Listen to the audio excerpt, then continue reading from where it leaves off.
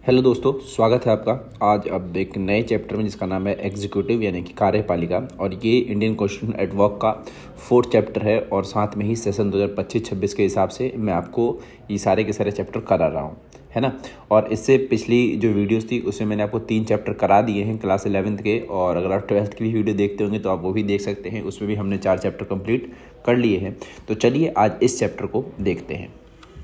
देखिए, आप सभी जानते होंगे कि जो हमारा भारत है वो एक डेमोक्रेटिक देश है, और इस डेमोक्रेटिक देश में अगर हम बात करें तो हमने अपनी गवर्नमेंट को 3 अलग अलग हिस्सों में बांट रखा है। एक होती है आपकी लेजिस्लेचर, दूसरी होती है आपकी जुडिशरी, और तीसरी आपकी होती है एग्जीक्यूटिव। और जो तीसरा वाला पार्ट है एग्जीक्यूटिव, उसी को आज हम पढ़ेंगे। उसके बाद हमें पढ़ना है लेजिस्लेचर एंड देन जुडिशरी। देखिए, सबसे पहले इन गवर्नमेंट्स के पार्ट्स को समझ लेते हैं, जो भी आपके ये ऑर्गन्स यानी कि अगर कोई भी देश होता है, अगर वो डेमोक्रेटिक देश है, तो वहाँ पर 3 टाइप्स के वहाँ पर गवर्नमेंट के ऑर्गन देखने को मिलते हैं। पहला जो होता है लेजिस्लेचर, जिसका काम होता है कानून को बनाना, यानी कि जो हमारी पार्लियामेंट है वो क्या करती है, कानून को बनाती है। दूसरा का जो आपका होता है ऑर्गन, उसका काम होता है जुडिशरी, यानी कि वो जो होती है वो कानून की व्याख्या करती है, यानी कि इंटरप्रेट लॉज करती है, और यानी कि ये समझिए, और साथ में ये भी करती है कि जो भी वो नियम वगैरह हैं वो सभी सही तरीके से यहाँ पर फॉलो हो रहे हैं, यानी कि न्याय को सुनिश्चित करती है। और जो तीसरी आपकी होती है वो होती है आपकी एग्जीक्यूटिव, यानी कि किसी भी चीज़ को एग्जीक्यूट करना। तो जो भी नियम लेजिस्लेचर ने बनाए थे उसको इम्प्लीमेंट करने के लिए एक अलग से बॉडी बनाई गई है जिसका नाम है एग्जीक्यूटिव, जिसके ऊपर आज हमारा ये चैप्टर है। यानी कि सरकार का जो भी कामकाज वगैरह होता है वो भी, या फिर मान लीजिए कोई नियम वगैरह लागू करना है, फिर कोई नया नियम वगैरह बना के जो विधायिका ने तैयार किया है उसको लागू करने का जो काम होता है, वो जो तीसरा ऑर्गन है आपका गवर्नमेंट का एग्जीक्यूटिव, वो उसका काम होता है। ठीक है। एक और बात ध्यान रखिएगा कि जो तीनों के तीनों जो ऑर्गन्स हैं वो अपने आप में ही एक तरीके से स्वतंत्र हैं, लेकिन एक साथ में एक चीज़ और है कि ये एक दूसरे पर बाधा भी बनाते हैं। जैसे कि मान लीजिए विधायिका, न्यायपालिका, कार्यपालिका, यानी कि लेजिस्लेचर, जुडिशरी और एग्जीक्यूटिव, तीनों के तीनों क्या है भाई, इंडिपेंडेंट है। लेकिन इंडिपेंडेंट के साथ साथ में ही क्या है कि एक दूसरे के ऊपर ये दबाव बना करके रखते हैं, ताकि कोई भी जो ऑर्गन है वो ज़्यादा अपने आप को ज़्यादा एक तरीके से समझ लीजिए स्वतंत्र समझ करके गलत नियम ना बनाए, फिर गलत तरीके से शासन ना करे। इसीलिए इसको भारत के संविधान में अलग अलग तरीक़ों से इनके ऊपर सीमाएं लगाई गई हैं। ओके, चलिए अब जानते हैं कार्यपालिका क्या होती है। देखिए, कार्यपालिका जो आपका होता है वो एक तरीके से गवर्नमेंट का एक अंग है जिसका काम होता है नियमों को लागू करना, और जो भी डेली बेसिस पर हमें ज़रूरतें पड़ती हैं, फिर मान लीजिए भारत में आप जितने भी नियम वगैरह देखते होंगे वो सभी जो लागू किए गए थे वो कार्यपालिका द्वारा ही लागू किए गए थे। इनका काम होता है कानून को लागू करना, प्रशासन चलाना, सरकार की नीतियाँ लागू करना। तो सरकार की नीतियाँ आप सभी को पता है, चाहे आप जो भी नियम इस देश में जानते हैं या फिर जिस भी तरीके से इस देश का प्रशासन चलाया जाता है, वो सभी के लिए कोई अगर रिस्पॉन्सिबल है तो वो आपका एग्जीक्यूटिव है। और जो एग्जीक्यूटिव होता है इसमें जो सबसे मेन होते हैं वो प्रेसिडेंट होते हैं, प्राइम मिनिस्टर और होते हैं मिनिस्टर्स, यानी कि 3 तो होते हैं सबसे ज़्यादा मेन। लेकिन इनके अलावा भी बहुत सारा जो एडमिनिस्ट्रेटिव सिस्टम है, जैसे कि मान लीजिए आईएएस अधिकारी, आईपीएस अधिकारी, ये सभी जो भी ब्यूरोक्रेट्स हैं, फिर सिविल सर्वेंट्स हैं, वो सभी एग्जीक्यूटिव का हिस्सा रहते हैं। यानी कि आप ये समझिए कि इस पूरे के पूरे देश को चलाने के लिए प्रेसिडेंट की जरूरत पड़ती है, प्राइम मिनिस्टर्स की जरूरत पड़ती है, साथ में मिनिस्टर्स की भी जरूरत पड़ती है, और साथ में आप ये समझिए कि जो भी आपका जो भी भारत के सिविल सर्वेंट्स है, आईएएस अधिकारी है, फिर आईपीएस अधिकारी, ये सभी मिलकर के पूरे देश को चलाते हैं। तो आप एक तरीके से ये समझिए कि इस पूरे के पूरे देश को चलाने का सबसे बड़ा जिम्मा है किसी के पास है, तो वो कौन है, एग्जीक्यूटिव के पास, यानी कि कार्यपालिका के पास है। ओके, चलिए अब बात करते हैं जो एग्जीक्यूटिव है वो कितने टाइप की होती है। तो जो एग्जीक्यूटिव आपकी होती है वो 2 टाइप की होती है। एक होती है आपकी पॉलिटिकल एग्जीक्यूटिव, यानी कि राजनीतिक कार्यपालिका, और दूसरी जो आपकी होती है वो परमानेंट एग्जीक्यूटिव, यानी कि स्थायी कार्यपालिका। तो सबसे पहले मैं बताता हूँ आपको पॉलिटिकल एग्जीक्यूटिव का मतलब।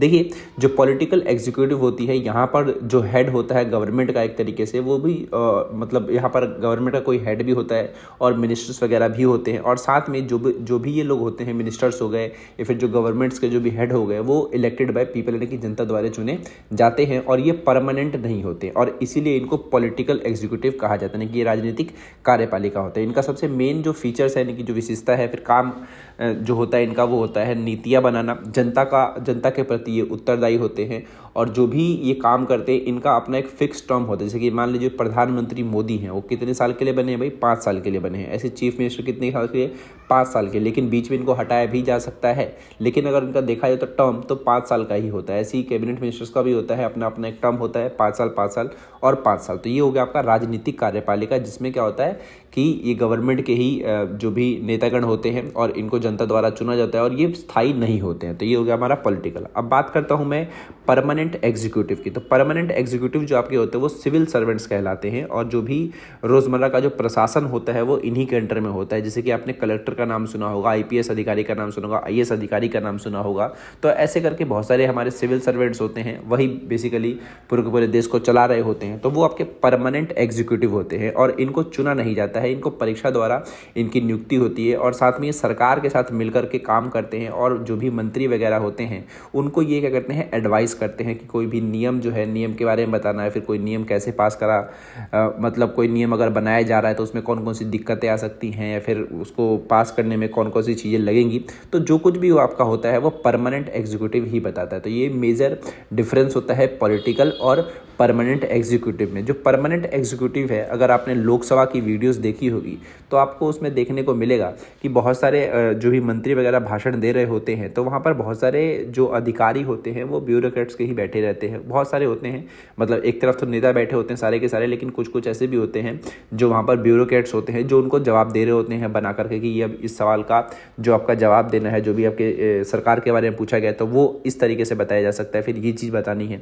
तो इस तरीके का जो काम होता है वो परमानेंट एग्जीक्यूटिव का भी होता है। तो यही मेजर डिफरेंस होता है पॉलिटिकल एग्जीक्यूटिव में और परमानेंट एग्जीक्यूटिव में। ओके, चलिए बात करें कार्यपालिका के कार्य यानी कि फंक्शन ऑफ द एग्जीक्यूटिव। तो इसके जो कार्य हैं बहुत ही सिंपल से हैं। जैसे पहला तो यही है, मतलब सिंपल इन द सेंस कि आपको लिखना या फिर आपको याद करने के लिए बहुत ज़्यादा सिंपल है। तो इनका सबसे पहला काम होता है कि जो एग्जीक्यूटिव होती है वो गवर्नमेंट पॉलिसी को इम्प्लीमेंट करती है, साथ में जो भी नियम वगैरह बनाई जाती है विधायिका द्वारा, लेजिस्लेचर द्वारा, उसको ये लागू करती है। ठीक है, तो जो भी सरकारी नीतियाँ हैं उसको लागू करना और साथ में जो भी लेजिस्लेचर ने नियम बनाए हैं उसको लागू करवाना। ठीक है, दूसरा जो भी कानून बनाने की प्रक्रिया होती है उसमें मदद करती है, जो भी इसमें सजेशन दे सके, जो भी ड्राफ्ट वगैरह है उसमें हेल्प करा करके, साथ में जो भी राज्यों के साथ संबंध बनाए रखती है वो भी काम किसका आपका होता है, कार्यपालिका का ही होता है। साथ में क्या होता है कि जो भी समझौते वगैरह होते हैं अलग अलग देशों से हमारे देश के, तो वो उसमें भी जो सबसे महत्वपूर्ण भूमिका निभाती है वो हमारी कार्यपालिका ही निभाती है। और साथ में the head of the state is the supreme commander. आप ये समझिए कि जो राज्य प्रमुख है वो सशस्त्र बलों का सर्वोच्च नेता होता है, यानी कि मतलब ये डायरेक्टली वॉर में तो पार्टिसिपेट नहीं करता, लेकिन वो हेड होता है एक तरीके से उनको दिशा निर्देश देने के लिए। जो भी हमारा हेड ऑफ द स्टेट होता है, हेड ऑफ द स्टेट कौन है हमारा, जो हमारे प्रेसिडेंट हैं वो क्या है, वो हेड ऑफ द स्टेट है और वो क्या है, वो सुप्रीम कमांडर है। हालांकि वो युद्ध में भाग नहीं लेते, लेकिन वो तीनों सेनाओं के क्या है, वो प्रमुख हैं। जैसे कि हमारे भारत के अभी जो राष्ट्रपति हैं वो कौन है, द्रौपदी मुर्मू है, तो वो कौन है, वो सुप्रीम कमांडर है किसकी भाई, जो भी हमारी जो सेना वगैरह है उसकी। ठीक है, पर वो वॉर में मतलब हिस्सा नहीं लेते, बस वो क्या होते हैं, वो कमांडर होते हैं एक तरीके से। ओके, चलिए, तो यही हमारे कार्यपालिका के कार्य होते हैं। चलिए अब हम बात करते हैं कार्यपालिका की प्रणालियों यानी कि टाइप्स ऑफ एग्जीक्यूटिव सिस्टम। तो पूरे के पूरे विश्व में 3 टाइप के एग्जीक्यूटिव सिस्टम है, मतलब और भी हैं लेकिन ये 3 बहुत ज़्यादा फेमस हैं या फिर जो सबसे ज़्यादा यूज़ में रहते हैं वो 3 यही हैं।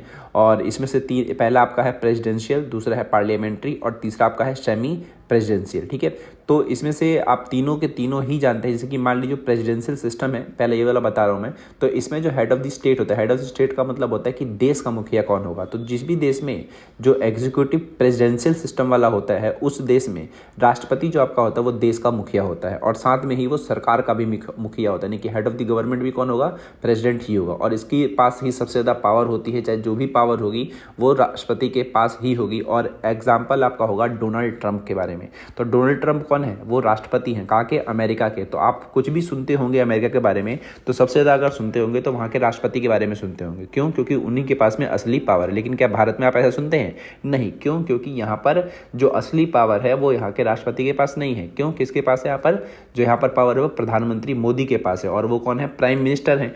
तो पार्लियामेंट्री सिस्टम जो आपका है वो इंडिया में है। तो यहाँ पर हेड ऑफ द स्टेट कौन होता है, प्रेसिडेंट होता है, बट जो हेड ऑफ द गवर्नमेंट होता है यानी कि जो सरकार का जो मुखिया होता है वो कौन होता है, प्राइम मिनिस्टर होता है। तो अगर आप रियल में पावर देखें तो हमारे भारत में पार्लियामेंट्री सिस्टम के जरिए जो सबसे ज़्यादा पावर दी गई है वो प्रधानमंत्री को दी गई है। तो एग्जाम्पल के रूप में पार्लियामेंट्री सिस्टम किन देशों में है? इंडिया में है, जर्मनी में है, जापान में है, इटाली में है और यूनाइटेड किंगडम में है। ओके, अब बात करते हैं सेमी प्रेसिडेंशियल की। तो यहाँ पर हेड ऑफ द स्टेट कौन होता है? वो राष्ट्रपति होता है, और साथ में अगर हेड ऑफ द गवर्नमेंट देखें तो वहाँ पर प्राइम मिनिस्टर होता है। लेकिन यहाँ पर अगर आप देखें तो राष्ट्रपति और प्रधानमंत्री दोनों के पास बराबर शक्तियाँ होती हैं, मतलब शक्तियाँ ज़्यादा होती हैं। और वैसे तो श्रीलंका में अगर हम देखें, श्रीलंका की कहानी है सेमी प्रेसिडेंशियल वाली, तो वहाँ पर राष्ट्रपति प्रधानमंत्री दोनों के पास बराबर मात्रा में ही पावर होती है, थोड़ा मतलब ज़्यादा किसी के पास नहीं होती। और ऐसा देखा जाता है फ्रांस में, रशिया में, श्रीलंका में। जो आप रशिया देखते हैं तो वहाँ पर भी आप नाम सुनते हैं किसका? व्लादिमीर पुतिन का, तो वो भी वहाँ के राष्ट्रपति हैं। तो आप देशों के हिसाब से ही समझिएगा कि जिस देश में जिस नेता का नाम सबसे ज़्यादा फेमस है वो आप उससे अंदाज़ा लगा सकते हैं कि वहाँ पर कौन सा सिस्टम है। जैसे कि भारत में कौन सबसे ज़्यादा फेमस है? नरेंद्र मोदी, यानी कि प्राइम मिनिस्टर, तो यहाँ पर पार्लियामेंट्री सिस्टम। अमेरिका में कौन है भाई? प्रेसिडेंट वाला सिस्टम, यानी कि डोनाल्ड ट्रंप है, तो वहाँ पर प्रेसिडेंशियल सिस्टम। और अगर मैं बात करूँ श्रीलंका की, या फिर बात करता हूँ मैं फ्रांस की, रशिया की, तो यहाँ पर वहाँ के प्रेसिडेंट भी फेमस है और प्राइम मिनिस्टर भी फेमस है, लेकिन मेजरली यहाँ पर भी प्रेसिडेंट ही फेमस देखे जाते हैं। तो यही मेजर डिफरेंस है एग्जीक्यूटिव सिस्टम के भीतर। तो ये क्वेश्चन अगर आपका आता है तो इन तीनों को आप इसी तरीके से डिफाइन कर सकते हैं। ओके, चलिए अब बात करते हैं कि भारत ने संसदीय प्रणाली को क्यों अपनाया। तो देखिए, भारत ने संसदीय प्रणाली को अपनाने का सबसे मेन मुद्दा यही था कि भारत नहीं चाहता था कि किसी एक व्यक्ति की वहाँ पर मतलब सबसे ज़्यादा पावर दी जाए, यानी कि वो चाहते थे कि यहाँ पर जो पावर है वो अलग अलग हिस्सों में बांटी जाए। यानी कि जैसे कि मान लीजिए इस वाले सिस्टम में अगर आप देखते होंगे, कौन से वाले में? प्रेसिडेंट वाले सिस्टम में, कि वहाँ पर क्या होता है भाई, पावर जो होती है वो क्या होती है? किसी एक व्यक्ति के पास होती है। लेकिन अगर हम भारत में भी ऐसा कर देंगे तो इससे थोड़ी बहुत दिक्कत हो जाएगी, मतलब होती है दिक्कतें, क्योंकि बाकी लोगों को आपने पावर नहीं दी है। तो इसलिए भारत की जो भी संविधान निर्माता थे उन लोगों ने क्या किया भाई कि पावर्स को अलग अलग हिस्सों में बांटा, ताकि जो हमारी कार्यपालिका है वो बहुत ही ज़्यादा स्ट्रांग हो जाए और वो प्रॉपर तरीके से एक तरीके से काम कर सके। Proper check, proper accountability type की जो चीज़ें होती हैं वो उनको देख करके उन्होंने क्या किया, हमारे भारत ने पार्लियामेंट्री सिस्टम को अपनाया। ठीक है, तो और एक और बात, जो पार्लियामेंट्री सिस्टम आपका होता है वो बहुत ही ज़्यादा एक तरीके से डेमोक्रेटिक वे में देखा जाता है। लेकिन वही अगर आप देखेंगे प्रेसिडेंशियल सिस्टम, तो वो आपका उतना डेमोक्रेटिक नहीं माना जाता। जैसे कि मान लीजिए जो हमारा वाला सिस्टम है, ये वाला पार्लियामेंट्री सिस्टम, इसमें जो भी राष्ट्रपति हैं, प्रधानमंत्री हैं, इन सबको नो कॉन्फिडेंस मोशन के जरिए हटाया जा सकता है ना। तो ये इनके पास, हमारे पास क्या होती है कि जो भी मिनिस्टर्स वगैरह होते हैं ना, उनके पास पावर होती है कि भाई कल को अगर प्रधानमंत्री हो गए, राष्ट्रपति हो गए, अगर ये संविधान के खिलाफ कुछ कार्य करते हुए पकड़े गए तो इनको हटाया जा सकता है। तो यहाँ पर क्या है, हमारे पास पावर होती है। लेकिन वही अगर आप देखेंगे ना, क्या कहते हैं उसको, अमेरिका में, तो अमेरिका में राष्ट्रपति को हटाना बहुत ही ज़्यादा मुश्किल होता है। वहाँ पर मतलब आप नो कॉन्फिडेंस मोशन लेके तो आ जाओगे, लेकिन गारंटी नहीं कि वो हटेंगे कि नहीं हटेंगे। तो इस टाइप की जो चीज़ें होती हैं वो पार्लियामेंट्री सिस्टम में होती हैं। और इसी वजह से क्या हुआ कि भारत सरकार ने क्या किया, भारत के संविधान निर्माताओं ने क्या किया कि भारत में पार्लियामेंट्री सिस्टम को अपनाया था। तो ये क्वेश्चन भी आपका आता है कि why India adopted the parliamentary system. Okay, तो आप ये 2 नंबर में भी ध्यान रखें तो, या फिर 3 नंबर में भी, तो आप इस तरीके से इसको लिख सकते हैं। ओके, चलिए अब बात करते हैं प्रेसिडेंट ऑफ इंडिया, यानी कि भारत के राष्ट्रपति की। तो भारत का जो राष्ट्रपति होता है वो हेड ऑफ द स्टेट होता है और हेड ऑफ द कंट्री भी होता है। हेड ऑफ द स्टेट और हेड ऑफ द कंट्री बात एक ही है, यानी कि देश का जो मुखिया है वो कौन होगा भाई?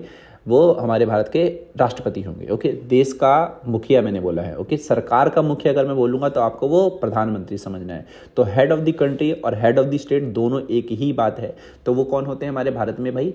प्रेसिडेंट होते हैं। और साथ में ये जो आपके होते हैं वो सेरिमोनियल हेड होते हैं, यानी कि औपचारिक रूप में ही प्रमुख होते हैं, यानी कि इनके पास ज़्यादा पावर्स वगैरह नहीं होती, क्योंकि हमारे भारत में जो सबसे ज़्यादा पावर है वो प्रधानमंत्री के पास होती है। ठीक है, लेकिन एक बात और, प्रधानमंत्री के पास पावर तो होती है लेकिन वो किसी नियम को पास नहीं कर सकते। पास करने के लिए आपको कहाँ जाना पड़ेगा भाई? राष्ट्रपति के पास ही जाना पड़ेगा, यानी कि राष्ट्रपति साइन करेंगे तो ही वो कोई जो नियम है वो पास माना जाता है। तो इस तरीके से आप समझिए कि हमारे भारत में जो पावर्स को जो डिस्ट्रीब्यूट किया गया तो काफ़ी सोच समझ करके किया गया था कि किसको कितनी पावर दी जा रही है।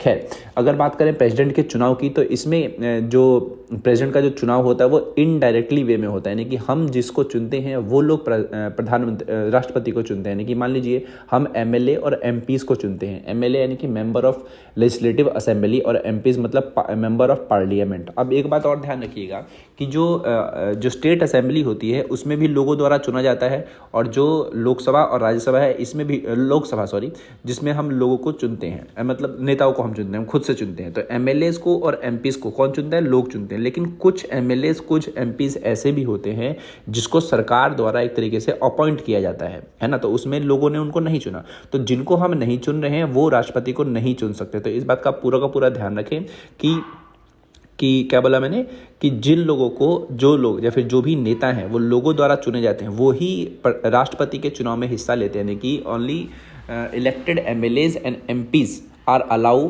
टू इलेक्ट प्रेसिडेंट, यानी कि चुने हुए जो नेता हैं वही राष्ट्रपति को चुन सकते हैं। जिनको हमने नहीं चुना वो नहीं चुन सकते। यानी कि जो जैसे कि मान लीजिए जो भी राज्य होते हैं, जैसे कि बिहार जो आपका राज्य है, उस बिहार में एमएलएज होते हैं और साथ में एक विधान परिषद आपका होता है ना, तो वहाँ पर जो विधान परिषद के जो मेंबर्स होते हैं वो उनको जनता नहीं चुनती है, वो अलग से चुन करके आते हैं। एक तरीके से वो अलग सिस्टम होता है, वो आपके एग्जाम में भी नहीं है। तो वो लोग राष्ट्रपति के चुनाव में हिस्सा नहीं ले सकते। तो हमेशा इस बात का ध्यान रखें कि राष्ट्रपति के चुनाव में केवल वही नेता या फिर मंत्री हिस्सा लेते हैं जिनको जनता ने सीधे तौर पर चुन रखा है। ओके, चलिए, इसका जो चुनाव होता है वो proportional representation and single transferable vote के आधार पर होता है, और जो राष्ट्रपति का जो टर्म होता है वो 5 साल के लिए होता है और कैन बी री इलेक्टेड, यानी कि फिर से इनको चुना जा सकता है। भारत के राष्ट्रपति बनने के लिए जो मिनिमम आयु है वो 35 वर्ष है। इनको हटाने के लिए एक ही तरीका है, वो होता है आपका इम्पीचमेंट। इम्पीचमेंट को बोला जाता है भाई महाभियोग। महाभियोग का मतलब होता है कि अगर कोई राष्ट्रपति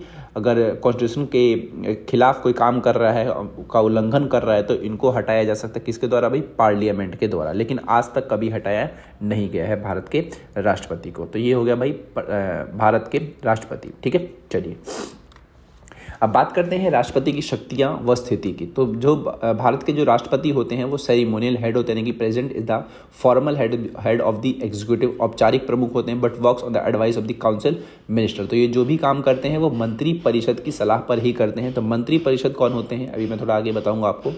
आप जानते भी, जैसे कि अमित शाह का आपने नाम सुना होगा, राजनाथ सिंह का आपने नाम सुना होगा, तो ये सब काउंसिल ऑफ मिनिस्टर्स में ही काउंट होते हैं। तो इनकी एडवाइस पर ही क्या होता है, राष्ट्रपति काम करते हैं। ठीक है, अगर हम इनके पावर की बात करें तो कार्यपालिका की शक्तियाँ होती हैं, विधायी शक्तियाँ होती हैं, न्यायिक शक्तियाँ होती हैं, आपातकालीन शक्तियाँ होती हैं, यानी कि देश में जब आपातकाल लगाने की घोषणा होती है तो राष्ट्रपति ही करता है। ठीक है, जुडिशियल पावर भी बहुत सारी होती है। और आपने ऐसा भी देखा होगा कि किसी मुजरिम को मना करना, उसकी जो भी मतलब होता है दया याचिका पर साइन कर देना कि ठीक है इसे माफ़ करना, तो ऐसी भी पावर्स होती हैं राष्ट्रपति के पास। ठीक है, तो ऐसा आपने देखा होगा। तो ऐसी टाइप की जो भी शक्तियां हैं वो किसके पास होती हैं? राष्ट्रपति के पास होती हैं। ठीक है, इसके अलावा ये जितनी भी पावर्स हैं, जो भी एग्जीक्यूटिव पावर्स हैं, लेजिस्लेटिव पावर्स हैं, जुडिशियल पावर्स हैं, फिर जो इमरजेंसी पावर्स हैं, ये सब की सब तभी इस्तेमाल करी जाती हैं जब वही जो प्राइम मिनिस्टर हैं या फिर जो काउंसिल ऑफ मिनिस्टर्स हैं वो एडवाइस करते हैं किसको? राष्ट्रपति को। उसके आधार पर ही ये मतलब इसका इस्तेमाल कर पाते हैं। जैसे कि मान लो देश में आपातकाल की घोषणा करनी है, तो देश में जब आपातकाल की घोषणा करनी है तो वो कौन देगा?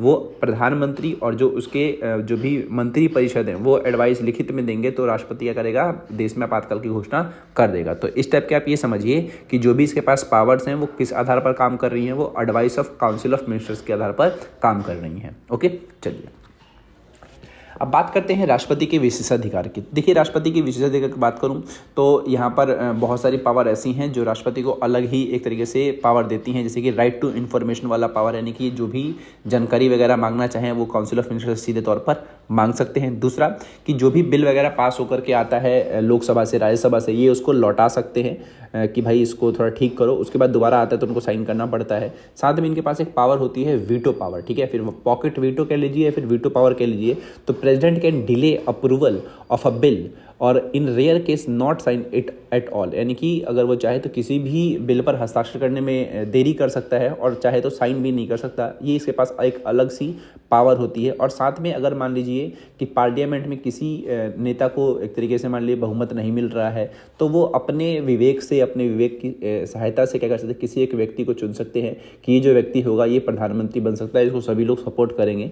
खैर ऐसा, और मतलब वो बोल सकता है सिर्फ ऐसा करके। बाद में मान लो किसी को प्रधानमंत्री बनाया और कल को आया उठाया कि भाई नहीं हम नहीं मानते, तो उसको हटना भी पड़ सकता है क्योंकि वहाँ पर नो कॉन्फिडेंस मोशन ले आएंगे। लेकिन इस टाइप की जो भी शक्तियाँ होती हैं वो राष्ट्रपति के विशेषाधिकार में काउंट होती हैं। ओके, तो अगर आपसे पूछा जाता है राष्ट्रपति के विशेषाधिकार तो आप ये सब लिख सकते हैं, right to information, central banks, veto power और अपॉइंटिंग प्राइम मिनिस्टर। ये 4 मैंने बता दी और कुछ मैंने आपको पहले ही बताई थी, वही आपातकाल वाली, जुडिशरी वाली। ठीक है, चलिए अब बढ़ते हैं आगे। बात करें इम्पीचमेंट ऑफ द प्रेसिडेंट की, यानी कि राष्ट्रपति को हटाया कैसे जाता है। तो भाई इसका एक ही तरीका था, मैंने अभी आपको बताया कि वो तरीका कहलाता है भाई इम्पीचमेंट, जिसको हम बोलते हैं महाभियोग। और महाभियोग का जो प्रक्रिया होती है वो काफ़ी ज़्यादा जटिल प्रक्रिया होती है और ये तभी लगाई जाती है जब संविधान का उल्लंघन किया गया हो, और ये केवल बोलने से नहीं उसकी जाँच भी होती है। तो देखिए स्टेप बाय स्टेप हम प्रोसेस को समझते हैं।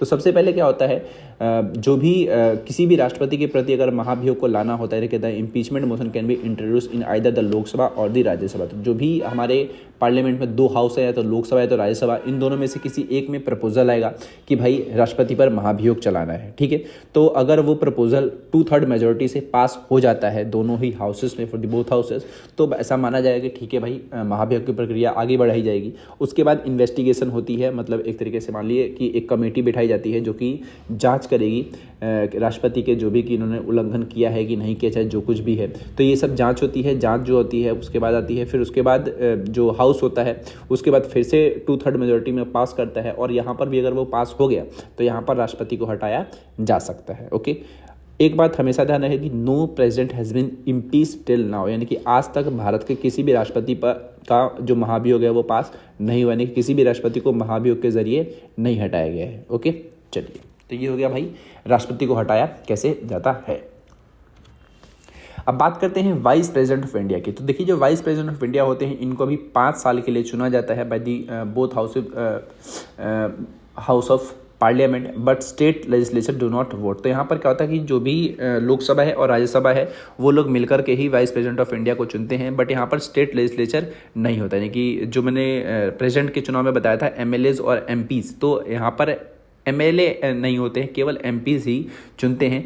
और जो भी वाइस प्रेसिडेंट ऑफ इंडिया होता है वो राज्यसभा का अध्यक्ष होता है। तो आपने जगदीप धनखड़ का नाम सुना होगा, वो अभी के समय पर हमारे जो राज्यसभा है उसके वो हेड हैं और साथ में वाइस प्रेसिडेंट ऑफ इंडिया भी हैं, तो है ना। और एक और बात, जो वाइस प्रेसिडेंट होते हैं वो एक्टिंग प्रेसिडेंट के रूप में भी काम करते हैं कि अगर मान लो हमारे राष्ट्रपति की मृत्यु हो जाती है, अगर वो रिजाइन कर देते हैं या उनको हटा दिया जाता है, तो जब तक कोई अगला राष्ट्रपति नहीं चुना जाता है तब तक के लिए वाइस प्रेसिडेंट जो हैं वो एक तरीके से एक्टिंग प्रेसिडेंट की भूमिका को निभाते हैं। ओके, और इनको हटाने की प्रक्रिया की अगर बात करूं तो can be remove by a motion pass in Rajya Sabha and accepted by Lok Sabha. तो यहाँ पर क्या है कि भाई कोई भी मोशन जो होगा, मतलब जो बिल लाया जाएगा राज्यसभा द्वारा पास किया जाएगा, और अगर वो लोकसभा उसको एक्सेप्ट कर लेती है तो नॉर्मल सी बात है राज्यसभा के जो अध्यक्ष हैं या फिर जो भारत के जो वाइस प्रेसिडेंट है उनको हटा दिया जाएगा। तो इनको हटाने की प्रक्रिया बहुत ही ज़्यादा सामान्य सी होती है, मतलब इनके लिए कोई इम्पीचमेंट वाला रूल नहीं होता है। पावर्स और फंक्शन की बात करूं तो प्रिजाइड ओवर राज्यसभा सेशन, तो जो भी सेशन होते हैं राज्यसभा के वो भी ये हेड माने जाते हेड होते हैं।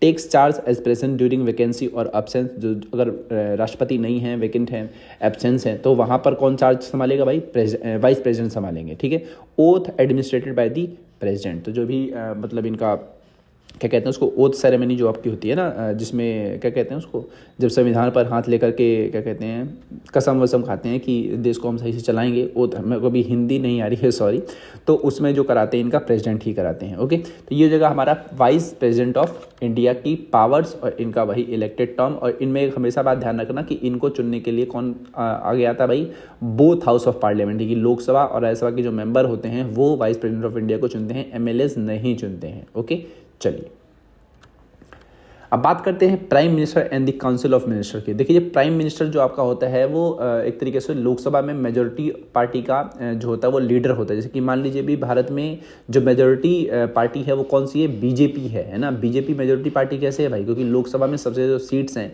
वो बीजेपी की हैं, तो वो उस हिसाब से अगर हम देखें तो वहाँ पर बीजेपी की तरफ से कौन, बीजेपी नहीं बोलूँगा मैं, एनडीए बोलूँगा कि यहाँ पर गठबंधन की सरकार बनी हुई है। तो यहाँ पर प्रधानमंत्री कौन है भाई, नरेंद्र मोदी हैं। तो मेजोरिटी पार्टी इन लोकसभा कौन हो जाए भाई, नरेंद्र मोदी हो जाएंगे, क्योंकि उनके पास सबसे ज़्यादा बहुमत वाली जो पार्टी होती है वो है। ठीक है, और इसके अलावा अगर वो मेजोरिटी खो देते हैं तो नॉर्मल सी बात है उनकी पोजीशन भी हटा दी जाएगी। और इसके अलावा जो भी काउंसिल ऑफ मिनिस्टर्स होते हैं यानी कि जो मंत्री परिषद होते हैं उनका जो हेड होता है वो पीएम ही होता है, और वही अपने जो भी मिनिस्टर्स वगैरह है उसको चुनता है, उनको अपने हिसाब से विभाग वगैरह देता है, उनको पद वगैरह देता है। यानी कि आप ये समझिए जैसे अमित शाह हैं, तो अमित शाह जो है वो काउंसिल ऑफ मिनिस्टर्स में काउंट होते हैं, है ना।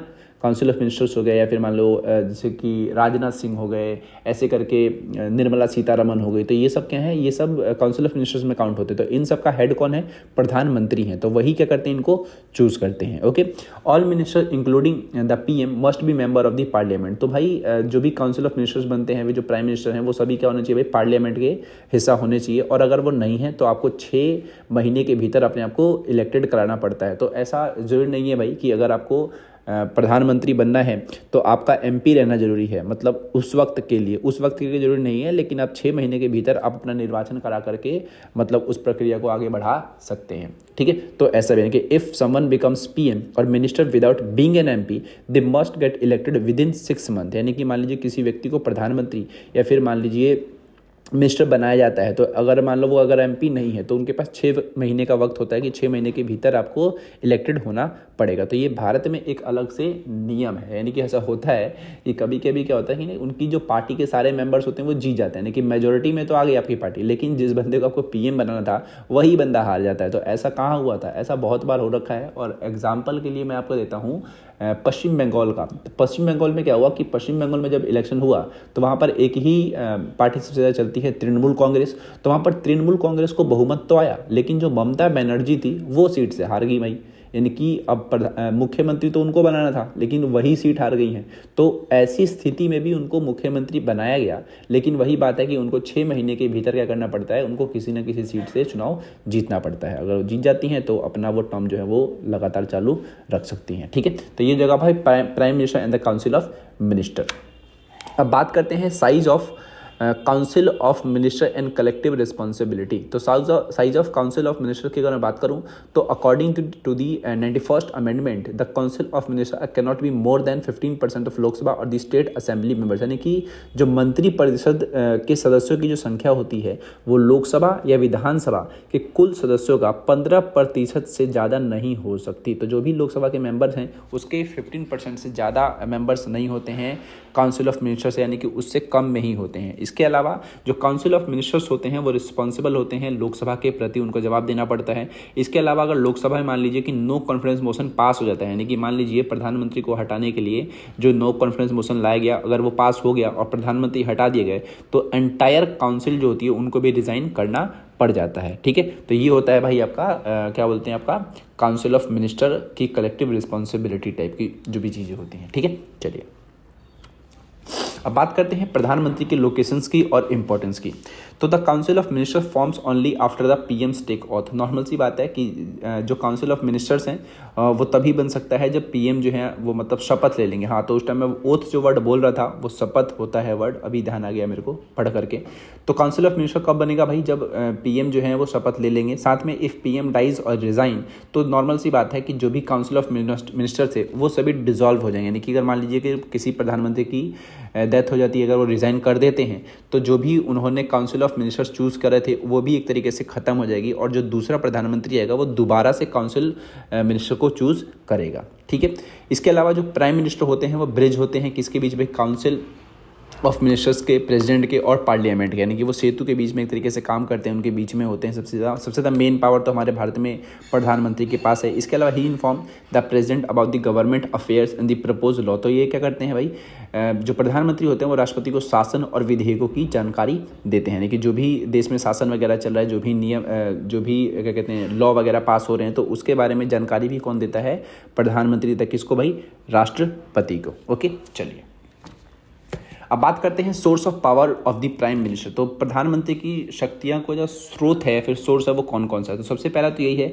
कि वो काउंसिल ऑफ मिनिस्टर के ऊपर उनका सबसे बड़ा नियंत्रण होता है। दूसरा, लोकसभा में नेतृत्व करते हैं, क्योंकि लोकसभा में हेड जो होता है वो कौन होता है भाई, हेड कहने का मतलब आप ये समझिए कि लोकसभा में जिसकी पार्टी के ज़्यादा मेंबर्स हैं वो प्रधानमंत्री बनेगा। तो नॉर्मल सी बात है, लीडरशिप ऑफ लोकसभा प्रधानमंत्री होते हैं। इसके अलावा मीडिया तक इनकी पहुंच सबसे ज़्यादा होती है। चुनाव में व्यक्तिगत उभार होता है, क्योंकि मान लीजिए चुनाव में सबसे ज़्यादा जो चेहरा खिलता है वो अगर आम चुनाव हो रहे हैं तो वो प्रधानमंत्री का चेहरा होता है, ठीक है। तो यहाँ पर पर्सनल राइज ड्यूरिंग इलेक्शन, साथ में image as national leader at international conference, तो जो भी अंतर्राष्ट्रीय मंच होते हैं वहाँ पर भारत की तरफ से कौन जाता है, प्रधानमंत्री ही जाते हैं। इसके अलावा जो भी अधिकारी वर्ग होता है, जो भी ऑफिसर्स वगैरह होते हैं, IAS ऑफिसर, IPS ऑफिसर, फिर जो भी बड़े बड़े जो ऑफिसर्स होते हैं उनके ऊपर इनका बहुत ज़्यादा प्रभाव देखा जाता है। साथ में विदेश यात्रा जो होती है उसमें प्रधानमंत्री का ही योगदान यहाँ पर होता है। फिर मान लीजिए किसी दूसरे देश से जो भी हमारा अफेयर्स, इंटरनेशनल अफेयर्स के रूप में देखें तो भारत की तरफ से ही वो कौन होते हैं, वो प्रधानमंत्री ही होते हैं। तो आपने ऐसा देखा भी होगी, भारत के जो प्रधानमंत्री हैं वो सऊदी अरब गए हैं, वहाँ के जो भी क्या कहते हैं नेतागण हैं उनसे मिल रहे हैं। तो इस तरीके से आप ये समझिए कि उसके पास सबसे ज़्यादा पावर्स होती है। लेकिन 1989 के बाद ऐसा देखा गया कि कोई भी जो सरकार थी ना वो कॉलिशन के अलावा नहीं बनी, यानी कि जितनी भी सरकारें बनी वो कॉलिशन टाइप की सरकारें बनी, गठबंधन वाली सरकारें बनी, यानी कि सिंगल मेजोरिटी वाली सरकारें बहुत ही कम देखी गई। इस वजह से ऐसा देखा जाता है कि पहले के टाइम पर जो प्रधानमंत्री हुआ करते थे उनके पास ज़्यादा पावर हुआ करती है, लेकिन अब जो है वो थोड़ा पावर जो है उनके पास कम हो गई है, क्योंकि अब उनको थोड़े बहुत फैसले सोच समझ के लेने पड़ते हैं, क्योंकि दूसरी पार्टियां जो है उनको वो समर्थन दे रही हैं। तो अगर वो कुछ अलग फैसला लेंगे तो नॉर्मल सी बात है कि उनको जो भी वो भुगतान है वो भुगतना पड़ेगा। क्या पता वो जो सपोर्ट उनको वो दे रहे हैं वो वापस ले लें, तो जिसकी वजह से वो हट सकते हैं। तो ऐसा देखा जाता है कि 89 के बाद से जो सरकारें आई हैं वो कॉलिशन टाइप की सरकारें ही आई हैं, और इसकी वजह से जो प्रधानमंत्री की शक्ति पहले हुआ करती थी 89 से पहले की, वो आज के टाइम पर नहीं है, ठीक है। चलिए, तो यही था आपका source of power of the prime minister. ये 2 नंबर में सवाल आता है वैसे कि प्रधानमंत्री की शक्तियों के स्रोत बताओ। चलिए, अब बात करते हैं nature of executive in this states, यानी कि राज्य में कार्यपालिका का स्वरूप। तो द गवर्नर हम बात कर रहे हैं राज्य में, यानी कि किसी एक राज्य में की बात कर रहा हूँ मैं। तो the governor is appointed by the president on the advice of the central government. तो राज्यपाल जो आपका होता है, किसी भी आप राज्य को देखें तो उस राज्य में क्या होता है, सबसे जो मेन होते हैं तो वो होते हैं मुख्यमंत्री होते हैं, लेकिन उस मुख्यमंत्री के ऊपर भी एक व्यक्ति होता है जिसको बोलते हैं गवर्नर, ठीक है। और गवर्नर को कौन अपॉइंट करता है भाई, प्रेसिडेंट करते हैं। और एक और बात ध्यान रखना, जो चीफ मिनिस्टर होते हैं इनको ओथ यानी कि शपथ कौन दिलाता है, गवर्नर दिलाता है। यानी कि अगर किसी व्यक्ति को मान लो कोई किसी राज्य में इलेक्शन होते हैं, तो उस इलेक्शन में अगर कोई व्यक्ति जीत जाता है कि हाँ भाई मेरे को चीफ मिनिस्टर बनना है, तो उसको कहाँ जाना पड़ता है भाई, गवर्नर के पास जाना पड़ता है। और ये गवर्नर किसके द्वारा अपॉइंट हुआ है, प्रेसिडेंट के द्वारा अपॉइंट हुआ है। तो आपको मैं ये बता रहा हूँ कि जो एक स्टेट होता है उस स्टेट में एग्जीक्यूटिव का नेचर कैसा होता है, ओके। तो chief minister is the leader of the majority party in the legislative assembly. जो भी वहाँ पर चुनाव हुए थे विधानसभा के, उसमें बहुमत वाली पार्टी का नेता जो होता है वो क्या बनता है, चीफ मिनिस्टर बनता है। और उसको कहाँ जाना पड़ता है भाई, गवर्नर के पास। गवर्नर फिर मतलब वही वहाँ पर उसको ओथ दिलाता है कि ठीक है आप चीफ मिनिस्टर हैं। और इस तरीके से मतलब जो भी मतलब आप ये समझिए कि जैसे कि लोकसभा में जिसके पास ज़्यादा सीटें हैं वो प्रधानमंत्री बनता है, वैसे ही जो राज्य की सरकार होती है वहाँ पर जिसके पास ज़्यादा सीटें होती हैं वो क्या बनता है, मुख्यमंत्री बनता है, ओके। और यहाँ पर राज्य में सबसे मेन कौन हो गया, governor and then chief minister. ऐसे ही अगर हम भारत में करें तो president and then prime minister, okay. इसके अलावा 1 मार्क का क्वेश्चन यहाँ से आता है कि गवर्नर को कौन अपॉइंट करता है, तो आप ध्यान रखें प्रेसिडेंट अपॉइंट करता है on the advice of the central government, यानी कि केंद्र सरकार की सलाह पर राष्ट्रपति क्या करता है भाई, राज्यपाल की नियुक्ति करता है। राज्यपाल बनना बहुत बड़ी बात होती है एक तरीके से, ये एक अलग ही पावर होती है, क्योंकि राज्यपाल जो आपका है वो मतलब चुनाव लड़ करके नहीं आते हैं, इनको अपॉइंट करा जाता है, ठीक है। चलिए, बात करें परमानेंट एग्जीक्यूटिव यानी कि ब्यूरोक्रेसी की बात करें, नौकरशाही की भाई, तो राष्ट्रपति, प्रधानमंत्री, मंत्री और नौकरशाही ये सभी के सभी जो हैं वो स्थायी कार्यपालिका में शामिल होते हैं, ठीक है। ये जितने भी होते हैं वो प्रशिक्षित अधिकारी होते हैं, यानी कि और साथ में ही ये स्थायी कर्मचारी भी होते हैं। ये मंत्रियों की मदद करते हैं नीतियाँ बनाने में या फिर उनको लागू करने में। और साथ में the bureaucracy is politically neutral and support all government in power, यानी कि आप ये समझिए कि जो नौकरशाही होती हैं वो एक तरीके से तटस्थ होती हैं और ये सभी सरकारों की सहायता करते हैं। यानी कि मान लीजिए जो भी ऑफिसर्स हैं जो भी मतलब चुने गए थे, उनको ये नहीं है कि भाई ये बीजेपी का हो गया तो इसकी हेल्प नहीं करेंगे, ये कांग्रेस का है तो इसकी हम हेल्प करेंगे, ऐसा नहीं होता है। तो जो भी ब्यूरोक्रेट्स होते हैं वो पॉलिटिकली रूप में न्यूट्रल होते हैं और जो भी सरकारें आती हैं उनका काम ही यही है कि जो भी सरकार आएगी सरकार की आपको सहायता करनी। तो उनकी नज़र में सभी जो भी सरकारें हैं, जो भी पार्टियां हैं, वो सबका हैं इक्वल हैं इस आधार पर, ठीक है भाई। तो ये होता है आपका स्थायी कार्यपालिका, जिसमें मैंने आपको बताया ब्यूरोक्रेसी के बारे में, ओके। अब बात करते हैं election of the bureaucracy member, यानी कि जो नौकरशाही हैं उनके इलेक्शन की। तो सबसे पहली बात ध्यान रखें कि इनका इलेक्शन नहीं होता है, ठीक है। यानी कि इनका होता है चयन का मतलब होता है कि इनको एग्जाम देने पड़ते हैं, फिर वो यूपीएससी का एग्जाम हो या फिर स्टेट पीसीएस का एग्जाम हो, स्टेट पब्लिक सर्विस कमीशन जिसको हम कहते हैं, यानी जैसे एक होता है आपका यूनियन पब्लिक सर्विस कमीशन, यानी कि जो आपका होता है केंद्रीय लेवल पर, और एक होता है आपका स्टेट पब्लिक सर्विस कमीशन जो कि आपका होता है राज्य के आधार, मतलब राज्य की सीमा में, यानी कि स्टेट के हिसाब से भी अपना एक सेवा आयोग होता है और एक केंद्र के आधार पर भी एक अपना सेवा आयोग होता है। ठीक है, तो यूपीएससी और स्टेट पब्लिक सर्विस कमीशन दोनों अलग अलग हैं, यानी कि यूनियन पब्लिक सर्विस कमीशन के आप एग्जाम दे रहे हो तो भारत में आपकी कहीं भी जॉब लग सकती है। ठीक है, और स्टेट पब्लिक सर्विस कमीशन की आप जॉब दे रहे हैं तो नॉर्मल सी बात है वो आपको उस स्टेट के लिए आपने वो जॉब अप्लाई किया है। ठीक है, और इसके अलावा ये जो भी मेंबर्स वगैरह होते हैं इनका फिक्स टेन्योर होता है और इनको हटाने का केवल एक ही तरीका है कि वही है सुप्रीम कोर्ट में इनका केस वगैरह जाता है, किसी भी चीज़ में अगर पकड़े वगैरह जाते हैं, इंक्वायरी वगैरह बैठती है तो न्यायाधीश के जांच की जरूरत पड़ती है इसके अंदर और उसके आधार पर इनको हटाया जाता है। साथ में अगर हम देखें कि जो भी ब्यूरोक्रेट्स होते हैं उनका जो अपॉइंटमेंट होता है वो मेरिट और स्किल्स के आधार पर होता है, और साथ में ही जो हमारा जो भारत है हमारा, उसमें संविधान में रिजर्वेशन भी दी गई है दलित और आदिवासियों के लिए भी। तो इसमें जो भी यूपीएससी के जो सीट्स होती हैं, फिर जो स्टेट पब्लिक सर्विस कमीशन होता है, इसमें भी बहुत सारी जो सीटें हैं वो दलित्स और ट्राइबल्स के लिए यहाँ पर रिजर्व करी गई हैं। तो ये हो गए हमारे भाई ब्यूरोक्रेट्स के मेंबर्स का चयन। ओके, चलिए अब बात करता हूँ क्लासिफिकेशन ऑफ सिविल सर्विसेज की। तो ऑल इंडिया सर्विस में आते हैं भाई आपका आईएएस अधिकारी और आईपीएस अधिकारी। सेंट्रल सर्विस की अगर बात करूँ यानी केंद्रीय की, तो होते हैं इसमें आपका इंडियन फॉरेन सर्विस और इंडियन कस्टम विभाग, आपने सुना भी होगा, जैसे कि जो बाहर से लोग आते हैं तो उनसे जांच वगैरह जो करते हैं, सोना वगैरह पाया जाता है उनके पास से, तो वो कस्टम्स में आते हैं। ठीक है, प्रोविंशियल की बात करूँ जो तो आपके होते हैं डेप्यूटी कलेक्टर या फिर सेल्स टैक्स ऑफिसर। ठीक है, तो ये हो जाएगा आपका classification of the civil services. Okay, इसके अलावा अगर बात करूं the union public service commission select candidate for IAS and the IPS. तो अगर आपको आईएएस और आईपीएस बनना है तो इसका चयन कौन करता है भाई? Union public service commission. और अगर बात करूं मैं डिस्ट्रिक्ट मजिस्ट्रेट की, तो ये बहुत ही ज़्यादा इंपॉर्टेंट ऑफिसर होता है किसी भी एक जिला में, और ये बेसिकली कौन होता है भाई? आईएएस अधिकारी ही होता है। तो आईएएस तो बहुत ही छोटा पद है, इसके बाद और भी बहुत सारे पद होते हैं जब आप एक तरीके से आप आगे बढ़ेंगे, आपका जब एक्सपीरियंस बढ़ेगा उसके आधार पर। ओके, चलिए, तो भाई यही था हमारा पूरा का पूरा चैप्टर। और साथ में मैं चाहूँगा कि अगर आपने पूरी वीडियो देखी है तो आपका बहुत बहुत धन्यवाद। और अगर आप ये मेरा धन्यवाद सुन रहे हैं तो प्लीज़ मुझे कमेंट में बताइए कि आपको ये चैप्टर समझने में कोई दिक्कत परेशानी तो नहीं हुई, और अब पूरा चैप्टर समझ आता है तो प्लीज़ कमेंट में कुछ लिख दीजिएगा।